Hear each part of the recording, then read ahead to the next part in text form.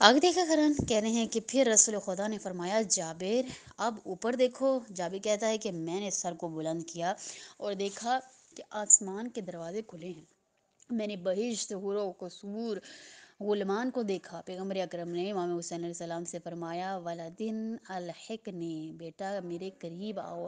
پس دیکھا کہ امام حسین علیہ السلام رسول خدا کے پاس آئے، پھر دونوں نے آسمان کی طرف عروج کیا اور جنت میں داخل ہو کر اعلیٰ علیین کے مقام پر، یعنی یہ قرآن میں یہ لفظ ہے پورا باقاعدہ خرن، اعلیٰ علیین، وہ جن کا مقام بلند ترین مقام ہوتا ہے وہ والا مقام، نہیں اعلیٰ علیین کے مقام پر جلوہ افروز ہو گئے۔ پھر لحظے کے بعد رسول غرامی صلی اللہ علیہ وسلم اور امام حسین علیہ السلام واپس آ گئے۔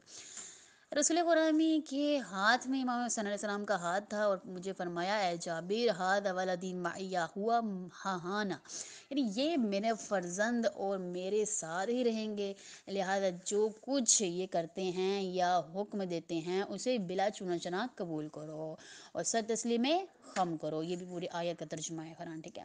جابر بیان کرتے ہیں جب یہ معجزہ امام نے دیا تو میں نے عرض کیا میں قربان جاؤں، آپ وہی کریں جو انہوں نے فرمایا ہے اور وہاں جائیں جہاں کا انہوں نے حکم دیا ہے، میری کیا مجال۔ پس حضرت سے وداع کیا اور امام حسین علیہ السلام 40ویں پر حاضر ہوئے۔ لیکن پھر تیسرے پوائنٹ میں کہہ رہے ہیں کہ یعنی ایک تو ہو گئے ہمارے عبداللہ بن مطیع، اس کے بعد جابر بن عبداللہ انصاری۔ اب تیسرے ہم پڑھیں گے صحابی جنہوں نے امام حسین علیہ السلام کو جانے سے روکا، وہ ہیں عبداللہ بن عمر۔ عبداللہ نے کوفہ جانے سے روکنے کے لیے کئی دلائل بیان کیے، لیکن امام نے سب دلائل رد کر دیے۔ بالآخر حضرت عبداللہ نے کہا اگر آپ آپ نے ضرور جانا ہے تو ذرا مجھے رسول خدا کی بوسگاہ پر بوسہ دے لینے دیں تاکہ میں چلا جاؤں۔ امام حسین علیہ السلام نے گلے اور سینے سے اپنا پیراہن ہٹایا اور فرمایا اے عبداللہ، پیغمبر میرے سینے کو بہت چومتے تھے۔ عبداللہ بن عمر آگے بڑھا اور اس نے امام حسین علیہ السلام کے دل اور سینے کا بوسہ لیا۔ عمر بن عبد الرحمن بن حارث بن ہشام مخزومی مدنی ابو محنف نے اس روایت بیان کی ہے کہ اہل عراق نے امام حسین علیہ السلام کو ایسے خطوط لکھے جن میں کوفہ، ابھی دیکھیں ایک اور یعنی چوتھے یہ صحابی ہیں، خطوط لکھے جن میں کوفہ آنے کی دعوت دی۔ میں بھی مکہ میں تھا اور امام کی خدمت میں حاضر ہوا۔ سلام و حمد و ثنا کے بعد میں نے عرض کیا کیا درخواست کرنے آیا ہوں اور یہی میری مخلصانہ نصیحت ہے کہ اگر آپ اجازت دیں تو عرض کروں ورنہ زبان کو بند رکھوں۔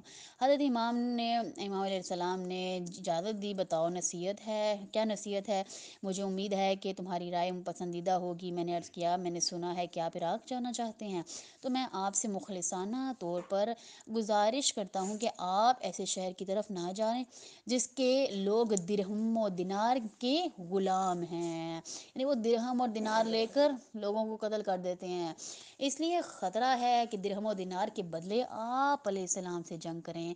جو لوگ آپ کو اب دعوت دے رہے ہیں وہی لوگ آپ پر تلوار کھینچیں گے۔ اب دیکھیں وہ لوگ جانتے ہیں کہ مولا پر وہ جو ہے یہ تلوار کھینچیں گے، تو کیا مولا جو امام ہیں جو حجت خدا ہے کہ وہ نہیں جانتے؟ بہتر جانتے ہیں، بہترین طریقے سے جانتے ہیں، حال و ماضی جانتے ہیں، سب جانتے ہیں۔ حضرت امام حسین علیہ السلام نے فرمایا اے بھائی تمہارا شکریہ، خدا تجھے جزائے خیر دے، میں جانتا ہوں کہ تو صرف مجھے نصیحت کرنے کے لیے آیا ہے اور آپ کی باتیں معقول ہیں ان لوگوں کے بارے میں جو کام کیا یا ترک کیا، تو نتیجتاً وہی نکلا جو تم کہہ رہے ہو، لیکن میں سب کچھ جانتے ہوئے وہی کروں گا جو میرے اللہ کی مشیت اور رسول خدا کا حکم ہے۔